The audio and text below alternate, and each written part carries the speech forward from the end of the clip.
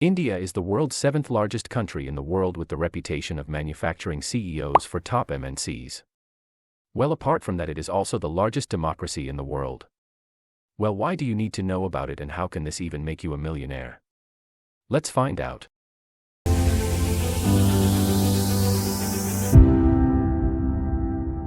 Before we discuss India, let's first take a look at the US. The industrialization of the United States took place in 1870 to 1970. This was the time when great companies were formed across the US.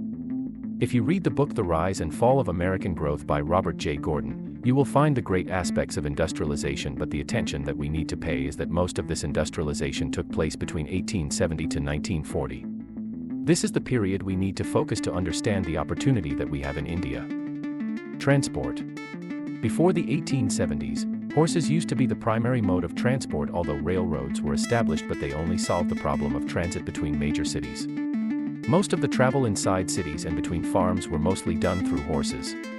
But after 1870, construction of the railroads took place heavily, and most of it was developed by the early 1880s.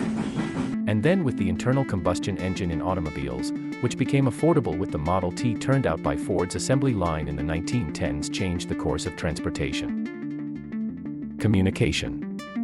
In 1870, postal mail and telegram were the major medium of communication. Most of it, especially the telegram, was an expensive option which kept the rural areas isolated from the rest of the world. The years 1870 to 1940 saw the development of the telephone, phonograph, movies, and radio. This was a phenomenal change that bounded the whole country. Financial system. The financial system, especially credit and insurance, provided a certain standard of living to the people that is less volatile over time. Consumer credit allowed for the purchase of homes and consumer durables by spreading out payments over time and avoid the need to save the entire purchase price in advance. Insurance helped to reduce volatility by providing payments to compensate for losses of income during spells of unemployment, for catastrophic losses from fire, and for the loss of life of the breadwinner. Initially, the shift of households from rural to urban areas arguably coincided with a decrease in consumer credit, but by the 1920s credit was on the rise due to several innovations previously documented by economic historians.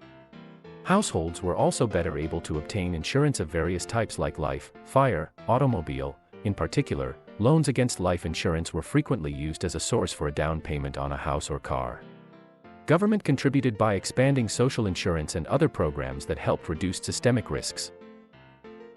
Now that we have a picture of how the U.S. economic boom took place between 1870 to 1940 and the driving factors, we can better understand the India story. Indian transport. Indian transports have seen massive growth over the past few years. Its highway network has doubled from nearly 70,000 kilometers in 2011 to 139,000 kilometers in 2021. The creation of freight corridors is one of the largest rail infrastructure projects undertaken by the Government of India. In the first phase, the organization DEFCSL is constructing the Western DFC with length 1,504 kilometers and Eastern DFC with 1,856 kilometers, spanning a total length of 3,360 kilometers. So with this data, we can compare it to the development of railroads in the US. The smooth transportation unlocks access to new customers for big companies. A company that is manufacturing a product in the eastern part of India can easily supply it to the western customer base. Indian communication. India is the second most populous country in the world. According to reports, 43% of the Indian population has access to the internet, making it the most number of internet users in the world. Moreover, surveys have shown that India has the cheapest internet rates per GB compared to other countries. The average price of 1 gigabyte data in India is 17 cents, which is around 13.5 rupees. This creates the most lucrative environment for new age internet-based businesses. This is the same phenomena that we discussed with the emergence of telephones and radio in the US. Indian financial system. The banking system of a country is the backbone of its economy. Since the past few years, the Indian banking system has seen more reforms than any other sector. Cleaning of banks' balance sheets and laws like IBC 2016 have made Indian banks better positioned for growth. Bank accounts opened under Pradhan Mantri Jan Dhan Yojana are over 450 million, with deposits of over $22 billion in beneficiary accounts. On top of these, UPI is the world's largest real-time payments interface that facilitates transactions between two people or even people to a merchant. According to Indian Central Bank (RBI), these UPI transactions have been doubling every single year and proves to be the technological breakthrough. Apart from banking, insurance industry is one of the emerging sectors which has grew 17% CAGR over the last 2 decades. Ayushman Bharat PMJ is the largest health assurance scheme in the world and is funded by the government. The robustness of banks will provide more credit growth, which makes it easier for people to get loans, which will increase their spending to maintain a standard of living with an insurance cover. Something similar we saw during the rise of industrialization in the US. So these were all the factors that we could relate to the past. Now let's take a peek into some other conditions that are developing in favor of the India growth story. China Plus One strategy. Since the emergence of China as a global manufacturer, countries have been heavily dependent on China. But China's zero-COVID policy caused industrial and supply chain disruption. This forced countries from Europe and US to look for other locations for both reliable supply of components and production cost advantage. This creates a great opportunity for India to be the next best attractive destination in alternative to China. Formalization of the economy. The launch of GST in 2017 was a turning point for the big companies and corporate houses in India.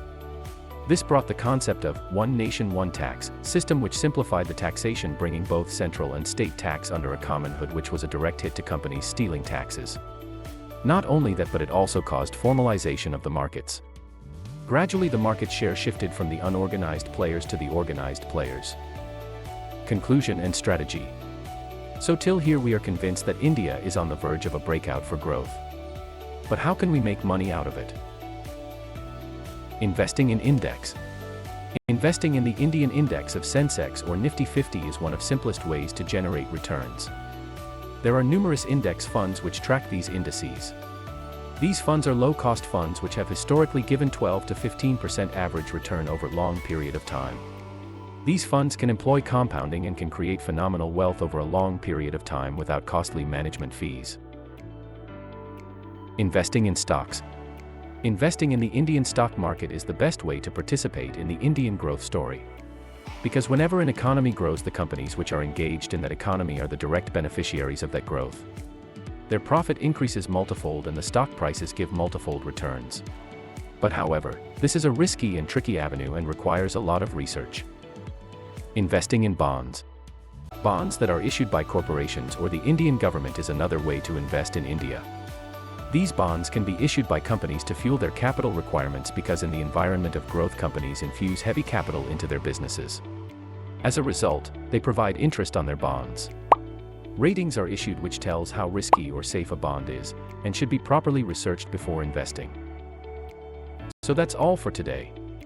We will meet next time. Until then, sayonara.